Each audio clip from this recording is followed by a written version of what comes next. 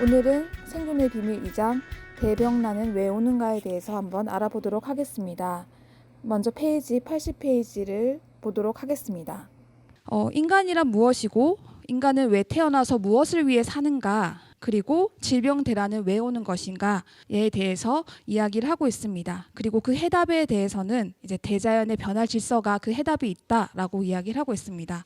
그래서 76페이지를 통해서 대병난이 오는 이유는 이 대자연의 법칙에 있겠구나라는 것을 짐작을 해볼 수가 있습니다. 그럼 본격적으로 77페이지 들어가면서 2부의 내용을 한번 들어가 보도록 하겠습니다. 1부에서는 이제 많은 예언가나 성지자들이 앞으로 이제 큰 병이 온다, 대병이 온다라고 얘기를 하고 있죠. 그리고 동학의 이제 최순 대신사께서도 앞으로는 괴질이라고 해서 괴이한 질병이 온다라는 이야기를 하고 있는데요. 근데 그러한 괴질이라는 것이 지금 우리가 알고 있는 신종 코로나일까요? 그건 아니겠죠. 그래서 그 괴이한 질병, 괴질은 무엇인가에 대해서 우리가 이제 생각을 해보고 공부를 해볼 수가 있는데, 제가 최근에 이제 킹덤이라는 이제 드라마를 보고 있는데, 킹덤 시즌 2가 이제 곧 개봉을 한다고 해요, 넷플릭스에서. 그래서 킹덤 1을 보고 있는데 어떤 영화인지는 아시죠? 좀비 영화잖아요. 무서워서 제가 지금 낮에 하루에 1부씩 이제 보고 있어요. 그래서 지금 2부까지 봤는데, 킹덤 드라마에서 보면 왕이 나오잖아요. 그 왕이 붕어를 하죠. 이게 돌아가시게 되죠. 돌아가시는데 외척 세력들이 자신의 이제 권력을 차지하기 위해서 왕의 생명을 더 잇기 위해서 뭐 생사초라는 것을 이제 쓰죠. 그러면서 왕이 좀비가 되고, 그 좀비인 왕을 진찰하러 온 의완의 신복이 또 좀비가 되면서 이제 2부까지 봤는데 이제 동네, 즉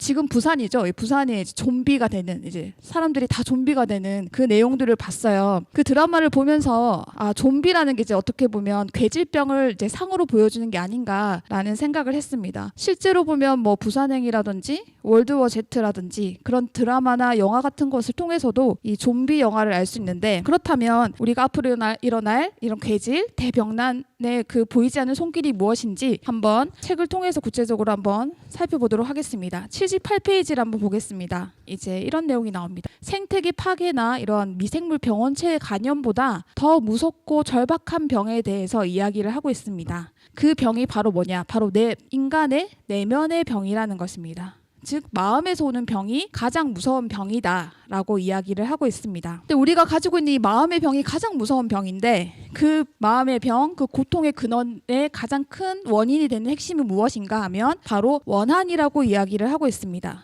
네, 그래서 원한이라고 이야기를 하고 있는데, 원한의 뜻이 뭔지는 아시겠지만 한번 정리를 해보겠습니다. 자, 원이라는 건 뭐냐면 외부로부터 일방적으로 당하면서 느끼는 원통함을 뜻합니다. 그래서 외부에서 강압적으로 힘에 의해서 억울하게 그렇게 당하면서 느끼는 그 원통함을 원이라고 합니다. 그럼 한은 뭐냐면 외부가 아닌 내적인 것으로부터 오는 것입니다. 내적으로 내가 바라는 것을 이루지 못했을 때 생기는 것이 바로 한입니다. 이러한 원한이 마음의 병이 되고 인간의 내면의 고통이 되고, 그것이 큰 병으로 작용을 한다는 것입니다. 그런 예를 이제 몇 가지를 살펴볼 텐데, 생존의 비밀 책에는 이제 관련된 내용들이 굉장히 많이 있거든요. 그 중에서 이제 몇 가지만 좀 얘기를 해보겠습니다. 여러분 세조 일화를 아시는지 모르겠네요. 이게 세조의 일화가 이제 생존의 비밀 책에 있는데, 네, 81페이지입니다. 그 페이지에 보면 어떤 내용이 있냐면, 세조가 이제 조카인 이제 단종을 이제 폐위시키고 본인이 왕위로 등극을 하려고 하죠. 그런 과정에서 이제 성산문을 이제 회유를 하는데, 회유에 실패하면서 성산문의 아버지도 죽이고 아들도 이렇게 돌에 패대 끼쳐 죽여버립니다. 그리고 사육신을 중심으로 해서 이 단종 복위 운동이 일어나니까 단종을 노상균으로 강등시키고, 또 복위에 참여한 모든 사람들을 또 처형하게 됩니다. 그리고 이제 단종의 어머니 현덕왕후가 있는데, 이제 현덕왕후는 이제 돌아가신 분이죠. 근데 현덕왕후도 폐위를 시키고 그 친정 가족들까지 모두 죽여버립니다. 그리고 결국 단종에게 사약을 내리게 됩니다. 그러면서 이제 꿈에 이제 현덕왕후가 참다 못해서 꿈에 나타난 거죠. 나타나서 야, 네가 내 아들을 죽였으니 나도 네 놈의 자식을 데려가야겠다라고 얘기를 합니다. 그리고 나서 세조가 딱 꿈에서 깼는데 자신의 아들 세자가 절명했다는 충격적인 소식을 접하게 됩니다. 그래서 분노한 세조가 현덕왕후의 무덤을 파헤치죠. 파헤쳐서 관을 강물에 버려버립니다. 그렇게 잔악하게 보복을 하니까 현덕왕후도 가만히 있지 않겠죠. 그래서 세조의 꿈에 다시 나타나서 얘 나쁜 놈, 더러운 놈 하면서 침을 뱉어버립니다. 그렇게 하면서 그 침이 튄 자국이 이제 꿈에서 깨어났는데 고름이 생기고 끔찍한 병에 걸려서 고생을 하다가 최종은 죽게 됩니다. 이렇게 원한의 살기라는 것이 얼마나 무서운지 보여주는 하나의 예인 것 같습니다. 그거 말고도 이제 우리 인류의 역사에서는 굉장히 많은 원한의 역사가 있어 왔습니다. 그것은 개개인인 부분도 있을 거고 그리고 보편적인 내용들도 있겠죠. 대표적인 예로는 부모에 의해서 자식이 살해당하는 죽음을 당하는 낙태아의 원한도 있을 거고 그리고 흑인이 300년간 이제 백인의 노예로 살았죠. 그런 흑인 노예의 원한 그리고 또 여성의 원한들이 있습니다. 여성의 원한 중에 하나가 이게 뭐냐면 전족이라는 거예요. 고대 중국에서는 발이 작은 게 미인이라서 어릴 때부터 여자들이 이렇게 발이 작으려고 이렇게 작은 신발을 신고 다니면서 발이 기형이 된 모습이에요. 이렇게 우리가 크고 작은 원한들이 굉장히 많이 인류의 역사에서 있어 왔는데 그래서 인류의 역사를 우리는 원한의 역사, 전쟁의 역사, 또 피해 역사라고도 얘기를 합니다. 그런데 이제 사람뿐만 아니라 사람이 죽어서 귀신이 되죠. 신명이 되죠. 신명이 되어서도 원한을 품게 됩니다. 우리가 요새 잘 알고 있는 드라마 호텔 델루나나 하이바이 마마 같은 드라마를 봐서도 사람이 죽어서 원한을 품는 내용들을 잘 알 수가 있습니다. 최근에 하는 드라마 하이바이 마마를 보면 갑작스러운 사고로 딸을 두고 떠난 엄마가 귀신이 되어서 하늘에 올라가지 못하고 이제 딸 주위를 맴도는 그런 내용들이 나옵니다. 이렇게 사람은 죽어서도 그 원한을 가슴에 품고 그 원한을 풀지 못하면 하늘에 올라가지 못하고 구천을 떠돈다든지 또는 그 원한을 맺힌 것을 보복하기 위해서 저주를 퍼붓거나 그의 자손을 찾아가서 보복을 한다든지 그러한 것들이 발생하게 됩니다. 그러한 부분들을 우리가 척신이라고도 얘기를 하죠. 그래서 사람뿐만 아니라 사람이 죽어서도 원한을 품어서 우리 인류의 역사는 이런 원한의 역사였다는 것입니다. 우리가 이런 원한의 역사를 통해서 이런 인간의 고통, 근원적인 병의 원인이 이어왔다는 것을 알 수가 있습니다. 물론 이 원한이라는 것은 우리가 선천의 상극, 경쟁을 통해서 투쟁을 통해서 발전을 가져오는 것이기도 하지만 그것이 사람에게 그리고 귀신에게는 상처가 되고 가슴에 큰 고통이 되어서 악순환이 지속이 되는 거죠. 그리고 우리가 살고 있는 이 우주라는 것이 모든 것이 이제 연결되어 있기 때문에 이러한 원한의 문제가 조금 더 심각하다는 것을 알 수가 있습니다. 그러면 96페이지를 한번 보겠습니다. 이 원한의 문제와 마음의 문제에 대해서 알 수 있는 서양의 과학계 내용인데요. 혹시 마음 바이러스라고 들어보셨나요? 네, 마음 바이러스라는 것이 있는데 리차드 브로디가 이제 말하는 것인데요. 뭐냐면 여기 적혀 있는 내용인데요. 우리의 생각과 판단과 행동을 결정짓는 데는 이 마음 바이러스가 큰 영향을 준다고 합니다. 그리고 그 마음 바이러스의 최소 정보 단위를 우리는 밈이라고 합니다. 그래서 우리가 어떤 생각을 갖느냐, 우리가 어떤 마음을 갖느냐, 어떤 행동을 하느냐에 따라서 그것이 우리에게 영향을 준다는 것이죠. 그래서 우리가 긍정적인 생각을 하면 긍정적인 영향을 주겠지만 부정적인 생각, 안 좋은 생각을 하면 그것이 부정적인 영향을 끼친다는 것입니다. 한 예로 우리가 어떤 스트레스를 너무 많이 받으면 마치 살모사에 물린 것처럼 그런 독이 우리 몸에서 이제 나온다고 합니다. 그리고 우리가 어린 시절에 트라우마나 어두운 생각들을 가지고 그 생각에 갇혀 있다면 우리의 마음과 우리가 가는 인생의 방향이 그런 부정적인 방향으로 간다고 합니다. 그래서 우리가 어떤 생각을 갖느냐, 어떤 마음을 갖느냐가 너무나 중요하다는 것입니다. 그래서 우리는 이제 긍정적인 생각, 밝은 생각을 가지고 항상 이제 긍정적인 에너지를 가지는 게 너무나 중요하겠죠. 근데 중요한 것은 무엇이냐면 우리가 살고 있는 이 지구촌, 이 자연은 어떤 상황이냐면 98페이지를 보면 우리가 긍정적이고 바람직한 정보와 생각들을 가진다 하더라도 우리가 살고 있는 세상이 부조화와 불균형의 세상을 살고 있기 때문에 우리의 인간 영혼이 내 마음에 상처를 주고 이 원한을 발생시킨다는 거죠. 그래서 우리가 긍정적인 생각을 가지는 그 마음 바이러스도 너무 중요하지만 근원적인 문제는 또 우리가 살고 있는 자연 환경의 영향을 받고 있다는 것입니다. 그래서 그 부분에 대해서 구체적으로 2장을 통해서 한번 살펴보겠습니다. 자, 2장 102페이지입니다. 소 제목이 이런 말이 나와 있죠.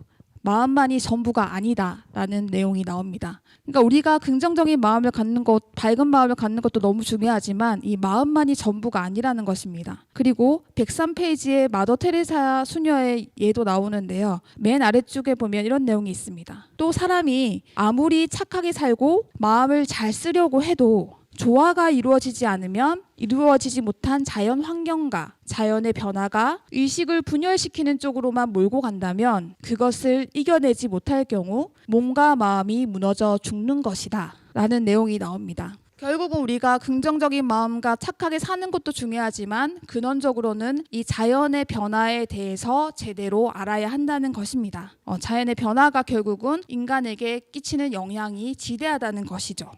그래서 104페이지 보면 그 문제의 근원은 바로 자연 법칙 속에 있다라고 이야기를 하고 있습니다. 제가 제일 처음에 2장 첫 장에 말씀드린 것처럼 결국은 우리가 살아가는 그 마음의 병이라든지 질병 대란의 그 근원은 우리가 살고 있는 이 자연 법칙 속에 있다는 것을 이야기해주고 있는 것입니다. 1장에서도 얘기했듯이 수많은 성지자들이나 영지자들도 수많은 메시지를 통해서 앞으로 대병난이 올 거다, 전쟁이 올 거다, 전염병이 올 거다라는 이야기를 하면서 했던 것들이 뭐냐면 바로 대자연의 질서 차원에서 이러한 것들이 온다는 것을 이야기했습니다. 그리고 최재우 선생은 동학에서 그것을 이 대자연의 법칙을 다시 개벽으로 온다고 이야기를 했습니다.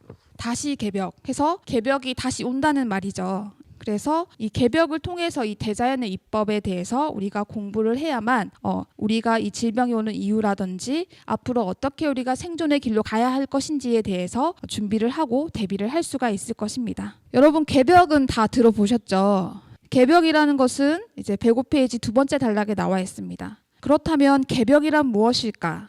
최재우 선생은 12제국 계질운수 다시 개벽 아닐런가 라고 해서 다시 오는 개벽에 대해서 이야기를 했는데 이 개벽이라는 것은 무엇이냐 하는 것이죠. 아랫줄을 보면 개벽이라는 것은 하늘이 열리고 땅이 열린다는 뜻에서 나온 말로 청계지벽의 준말이라는 것입니다. 그래서 하늘도 열리고 땅도 열리는 새로운 어떤 변화의 시작을 알려주는 것이죠. 그래서 이 개벽이라는 것은 끝이 아니라 새로운 문명의 시작이죠. 그래서 인류 문명에서도 얘기하는 것이 이런 개벽을 이야기하고 있는데요. 자, 이 개벽의 원 출발은 어디서부터 시작하냐면 하루의 음양 운동에서부터 시작한다고 이야기하고 있습니다. 우리가 살고 있는 하루의 음양 운동, 낮과 밤의 운동부터 시작을 해서 그것이 순환 운동을 하면서 지구가 자전하면서 지구의 1년, 봄, 여름, 가을, 겨울을 낳고 이 봄, 여름, 가을, 겨울의 시간의 주기에 따라서 인간의 일생이 흘러가고 그리고 그것이 더 큰 주기로서 인류의 문명사를 낳고 길러서 성장, 완성시키는 우주의 큰 주기로서까지 볼 수가 있습니다. 그러한 것을 우리는 프랙탈 이론이라고도 하는데요. 프랙탈 이론은 뭐냐면 이제 106페이지에 나오는데 자기 닮음 이론이라고 합니다.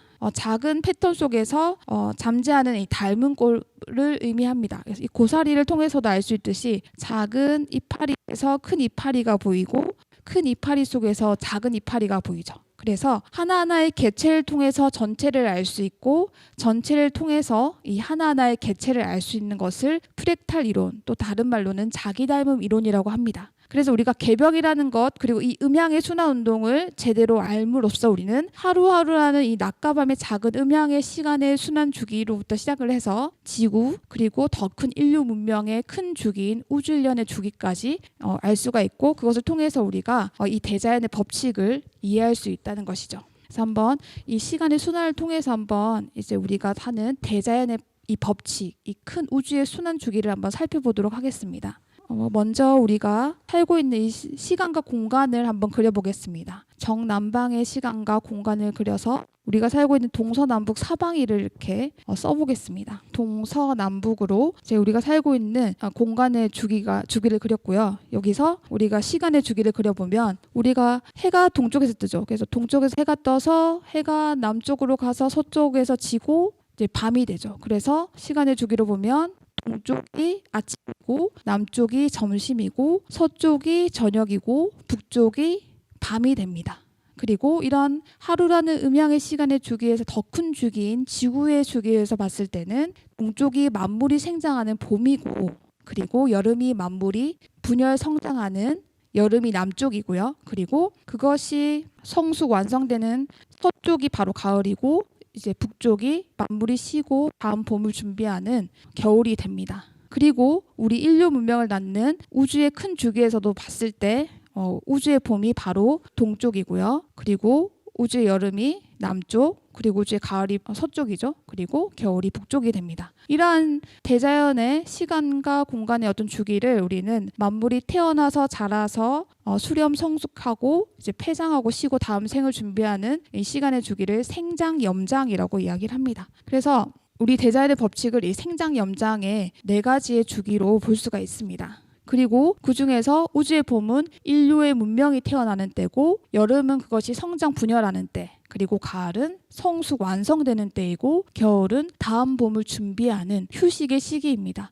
그래서 우리는 이제 겨울을 빙하기라고 표현을 합니다. 그래서 빙하기에는 우리가 개구리나 곰도 겨울잠을 자는 것처럼 휴식을 취하는 시기고요. 그리고 인류가 문명을 이뤄내는 그 시간을 이제 봄, 여름, 가을로 봅니다. 그래서 그것을 생장성, 만물이 태어나서 자라서 완성된다라고 해서 생장성이라고 이야기를 합니다. 그것을 오행으로 한번 살펴보겠습니다. 오행으로 살펴보면 우주의 봄이라는 것은 이렇게 만물이 뿌리를 내리고 이렇게 새싹이 돋듯이 이렇게 자라나는 모습을 하고 있기 때문에 목이라고 합니다. 그리고 그것을 이제 우리가 영어로는 스프링이라고 하죠. 그래서 용수철이 이렇게 튕겨나가는 그런 느낌을 가지고 있는데, 이 목의 기운을 표현한 것이 바로 스프링입니다. 그리고 여름은 이렇게 만물이 줄기를 뻗고 자라나는 화의 모습을 하고 있습니다. 그것을 이제 영어로는 썸머이라고 하는데, 썸머의 근원이 이제 선에서 왔어요. 그래서 태양, 그런 해, 이런 의미를 갖고 있습니다. 그리고 가을은 모든 것이 성장을 멈추고 성숙, 수렴, 통일되는 금의 모습을 하고 있습니다.